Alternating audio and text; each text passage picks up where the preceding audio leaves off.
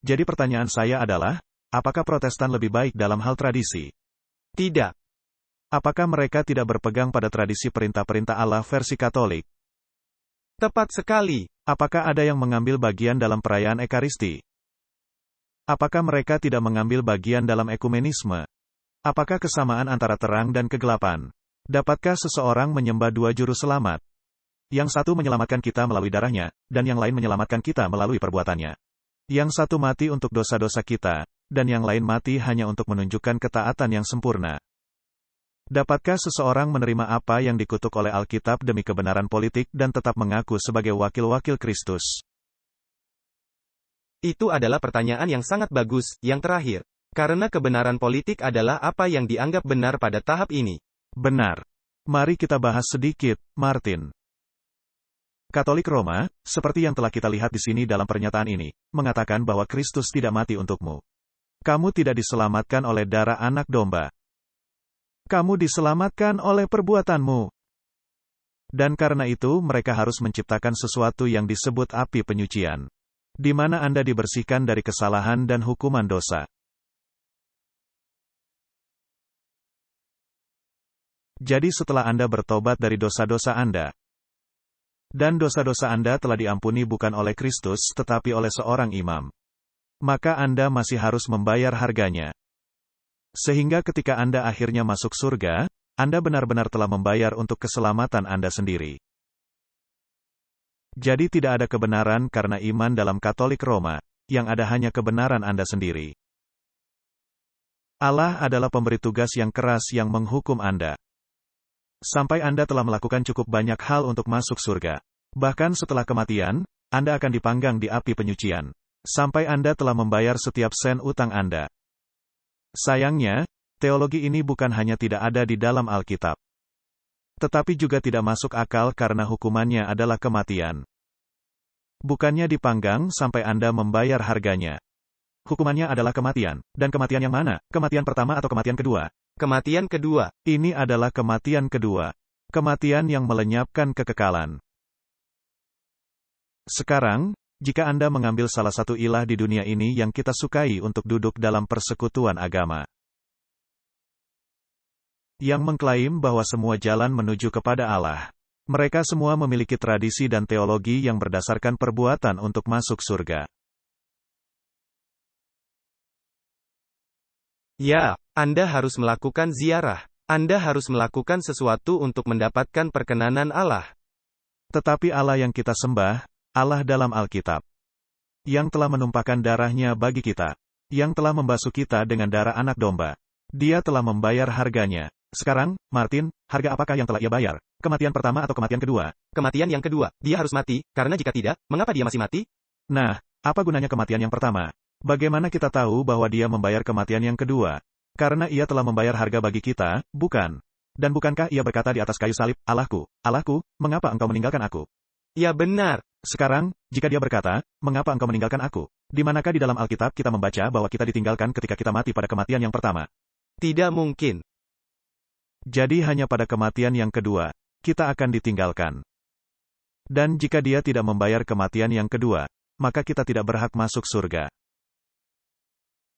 Jadi Martin, kita datang kepadanya dengan pakaian yang kotor. Kita adalah orang-orang berdosa. Martin, apakah kamu berdosa dalam hidupmu? Ya, tidak ada seorang pun yang tidak berdosa. Tidak ada seorang pun yang tanpa dosa. Dan jika kita harus membuat daftar perintah-perintah, saya dapat meyakinkan Anda bahwa saya telah melanggar semuanya. Dan jika engkau berkata saya tidak pernah membunuh siapapun, saya sudah melakukannya di dalam kepala saya. Benar. Saya bahkan merencanakan untuk membunuh beberapa orang di kepalaku. Ya, bahkan jika engkau hanya marah pada saudaramu tanpa alasan, itu pembunuhan. Itu pembunuhan. Dan tak seorang pun di planet ini yang dapat pergi dan mengatakan bahwa mereka tidak pernah berpikir untuk berselisih dengan seseorang. Baiklah, sekarang, pikirkan ini. Pikirkan saja teologi yang luar biasa ini. Disinilah saya, dan saya dijatuhi hukuman mati. Dan saya tidak punya apa-apa untuk ditawarkan. Saya tidak punya alasan. Jadi yang dapat saya lakukan hanyalah memandang salib. Karena di sanalah harga telah dibayar untuk saya. Kristus mati sebagai manusia biasa, jadi dia mati bukan hanya untuk saya, dia mati sebagai saya. Dan jika ia mengaruniakan kepadaku jubah kebenarannya yang sempurna tanpa cacat atau kerut, maka saya dapat berdiri di hadapan Allah seolah-olah saya tidak pernah berbuat dosa. Jika Allah memandang saya melalui jubah kebenaran Kristus. Itu seperti kursi kemurahan di atas tabut perjanjian. Ia memandang kepada kebenaran. Kursi kemurahan itu melambangkan kebenarannya. Dia memandangnya. Baik, jadi tak ada yang bisa kulakukan, tak bisa kubalas. Karena satu-satunya hukuman yang ada adalah kematian, kematian abadi. Tetapi melalui Kristus, saya dapat memiliki hidup yang kekal. Sekarang, ambil salah satu dewa di dunia ini. Apakah salah satu dari dewa itu telah membayar harga tertinggi sehingga hukuman itu dapat dihapuskan dari kita? Apakah, mari kita memanggil mereka dengan nama mereka. Apakah Allah datang dan mati untukmu dan untukku? Tidak. Tidak. Dan apa yang akan dilakukannya kepadamu jika kamu tidak berhasil? Ia akan memasukkan kamu ke dalam neraka yang kekal. Ia akan memanggang kulitmu dan ususmu. Dan memberimu yang baru setiap hari, sehingga kamu akan menderita lagi kesakitan yang sama untuk selama-lamanya. Bandingkan dengan Juru Selamat, Yesus Kristus, yang datang dan membayar harga tertinggi, menanggung semua siksaan atas dosa saya. Dan membayar harga tertinggi tanpa noda dosa sedikit pun padanya. Mengapa saya tidak mau memeluk Tuhan itu? Mengapa saya ingin menempatkan tradisi penyakit seperti api penyucian di tempat pengampunan sempurna dari Yesus Kristus? Mengapa saya ingin melakukan hal itu daripada mengetahui kitab suci? Nah, itu masalahnya. Anda tidak mengetahui kitab suci. Baik, ketika sistem itu, Katolik Roma, menjadi pemimpin dunia agama. Dan semua orang bergabung dengan mereka. Dan mengampuni dosa seperti mereka mengampuni dosa. Mengapa, sementara mereka sendiri yang melanggar? Martin, bukankah itu merupakan suatu ejekan terhadap keadilan? Ya, benar, tapi sekarang ini terkait dengan hal lain juga. Dan jika Anda tidak bergabung dengan gerakan ini, maka Anda adalah paria. Tapi itulah maksud saya. Jadi sekarang apa yang terjadi? Engkau berada di satu pihak, engkau akan terbakar di api penyucian. Sekarang mereka telah benar-benar datang dengan sisi lain yang pintar juga. Tidak apa-apa, kamu masih bisa meneruskannya, karena Yesus mengasihimu. Yesus mengasihimu, dan karena itu apapun yang kamu lakukan tidak apa-apa. Martin, jika kamu ingin mengenakan jubah kebenaran, maka seperti Yosua, imam besar, kamu datang ke hadapan Allah dengan pakaian yang kotor. Hal pertama yang harus terjadi adalah kain-kain kotor itu harus ditanggalkan. Ya. Karena kalian tidak akan masuk surga dengan kain kotor itu.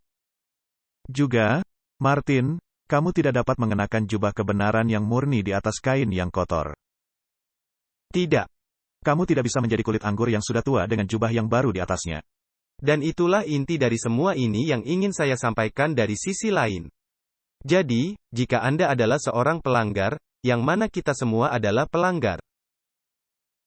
Dan kebenaran itu datang yang diberikan oleh Kristus. Yang lama harus ditinggalkan. Dia membasuhnya. Dan anggur lama itu, pemahaman lama itu, doktrin lama itu, tradisi lama itu, nilai-nilai lama itu. Cara-cara lama itu, segala sesuatu yang Anda lakukan. Apa yang harus terjadi pada mereka? Mengapa kita mau mentolerir mereka di gereja? Mengapa? Tidak bisa. Kita tidak bisa. Jadi Martin, kecuali kebenaran kita melebihi kebenaran ahli-ahli Taurat dan orang-orang Farisi, kita tidak akan masuk ke dalam kerajaan surga.